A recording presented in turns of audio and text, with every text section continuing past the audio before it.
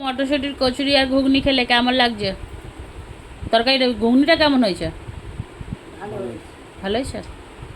আর এই শশা নাও, শশা দাও, মাকে একটা দাও, তুমি দুটো খাও। হুম, আমরা খোলা সমেত খেয়ে নিই। তোমার কেমন লেগেছে খাবার? আরে কাজল আসছে না কেন? এই কাজলের খাবার দিয়েছি এখানে, ঘুগনি আর কাটোরি। কাটোরি খেয়ে আসো। তোমার হাত নাড়াতে বলিনি, তোমার খেতে আসতে বলেছি।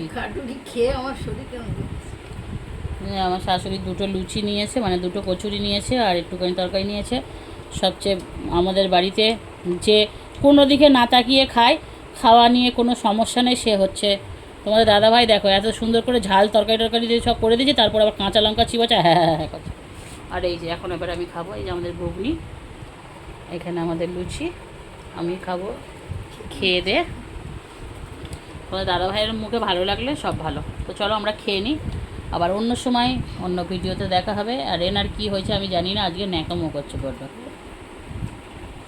পেটে। হ্যাঁ,